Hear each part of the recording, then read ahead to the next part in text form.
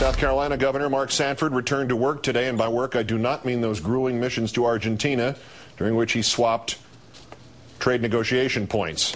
Our third story tonight, it's not about sex anymore.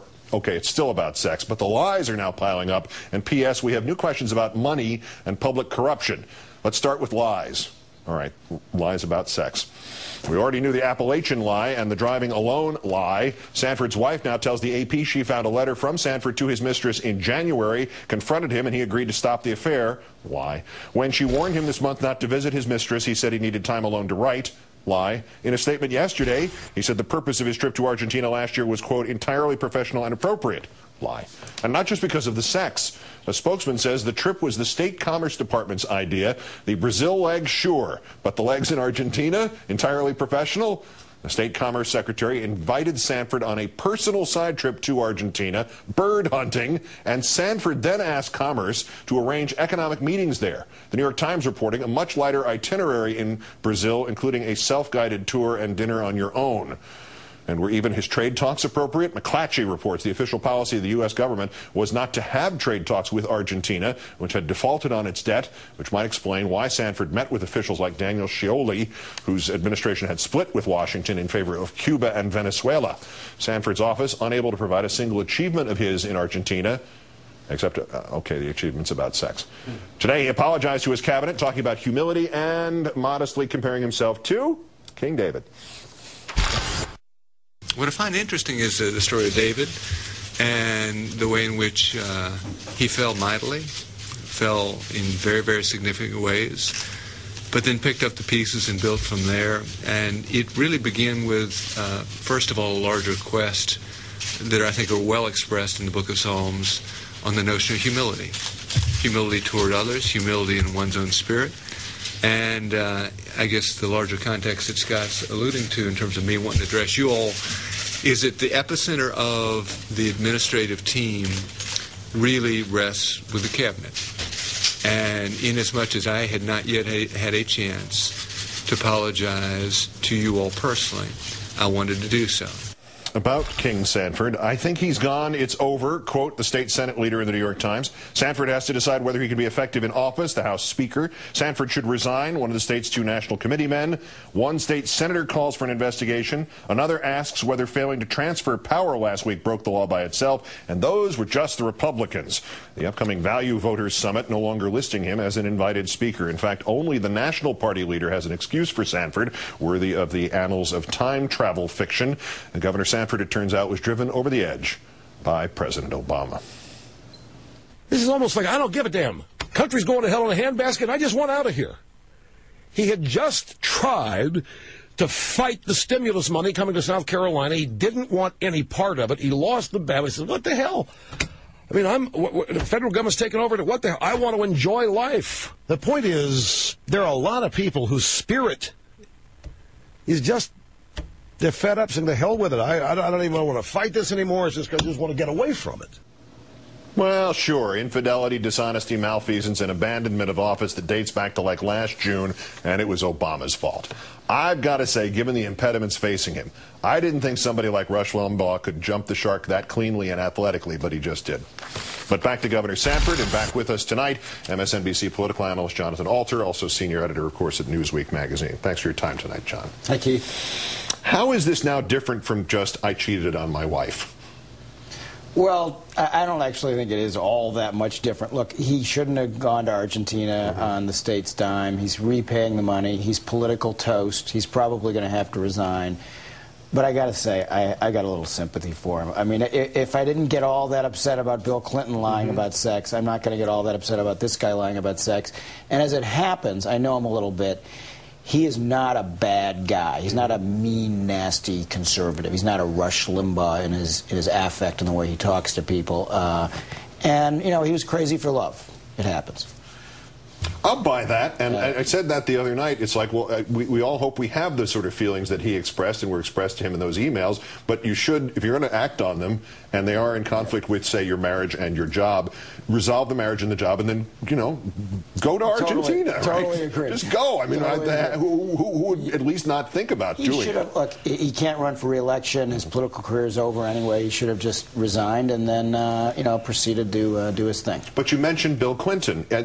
Lost in the equation of the last few days has been the role of then Congressman Sanford as one of the chief moralizers in the Bill Clinton impeachment, a man who was so put out by this in one way or the other that he was actually one of the few who acted on the wag the dog theory, who thought that the bombing of Iraq, the missions that Clinton ordered in 1998, were there to deflect publicity from his own dawdling there, correct? I even did a piece on MSNBC about the wag the dog phenomenon. At the time, there was a school of thought in the Republican Party that Clinton was literally going to war to distract attention. So he's part of the hypocrisy caucus, pretty big one now on the Republican side of the aisle. Obviously, there are Democrats who get into sex scandals too, but they generally don't have you know, the half-gainer with the hypocrisy twist as part of the story. Sanford's in that camp. You would think that as this happens over and over again, you'd get a greater degree of humility when it comes to pointing fingers from the conservatives, but they don't really seem to learn much from these episodes, or what they do learn, as we saw from Rush Limbaugh, is kind of laughable. Yes, it is time travel. Obama caused all this to happen a year before he was elected. It's fabulous in its own way. Last point here, the headline in the Washington Times yesterday, social conservatives fall from moral high ground. One of the Clinton impeachment managers said to the Wall Street Journal that the party should lose the stinking rot of self-righteousness. Is there one positive in this? Is it possible that we're going to stop being hit over the head with moralizers from the right on these points? No, I don't think they'll ever go away. I wish I could tell you that would happen. But what it does do, it's positive for Barack Obama, because Sanford, attractive candidate, smart, would have been a better candidate than former lobbyist Haley Barbour, who's now getting the big push as the Republican nominee in 2012. Yikes. Better candidate than Mitt Romney, who everybody turns off the TV when he comes on. So once again, in the same way as when he was running for the U.S. Senate, sex scandals on the other side of the aisle have helped Barack Obama. Amazing. Jonathan Alter of Newsweek and MSNBC, thanks for coming in and disagreeing with me so roundly, and have a great weekend. You too, Keith. Thanks, John. Time for Countdown's #2 story, tonight's worst persons in the world. Bronze, Missouri State Representative Cynthia Davis. You know, the chairperson of that House's Children and Families Subcommittee, who is opposed to free meals for underprivileged school kids over the summer because she thinks hunger can be a positive motivator and that government is interfering with family mealtime by offering free meals to families who can't afford to feed their own kids. When Representative Davis stuck to her guns Wednesday and suggested nobody had the right to criticize her, the state House Democratic leader, Paul LaVota, wrote to its speaker suggesting Davis's views on child hunger were, quote, Dickensian, and that she should be removed from the committee chair. There was also a spectacular postscript provided by a reader of the Kansas City Star website. Can't verify this, posted by somebody identified only as embarrassed in, quote, Cynthia forgets how she takes multiple plates of food from committee and lobbyist dinners to feed her hungry children when she is in Jefferson City. She has been observed at receptions wrapping and stuffing food in her oversized handbag. Maybe that's what other hungry children should have their poor working parents do, just steal food to bring home to them, unquote. Runner-up Morton Kondracki of the Weekly Standard pitying poor Governor Mark Sanford. Multiple affairs did not stop Bill Clinton from being elected president, but that's because the Democratic Party is a lot more tolerant of licentiousness than the Republican Party is, and that's the rub for poor old Mark Sanford here.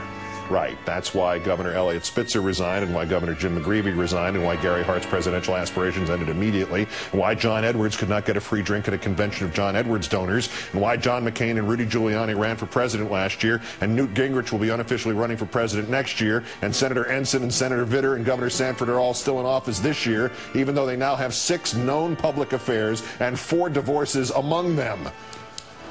But our winner is Coltergeist. On the assassination of Dr. George Tiller, quote, I don't really like to think of it as a murder. It was terminating Tiller in the 203rd trimester. I am personally opposed to shooting abortionists, but I don't want to impose my moral values on others. Annie, over here, Ann. I know you think you're Dorothy Parker, but there are people even dumber than you are. I know, it's hard to believe. But as I was saying, there are people who, even dumber than you, who will not get the irony there, and they will decide they're now perfectly entitled to go shoot somebody they don't like. Anybody in public, Annie. That includes me. And you.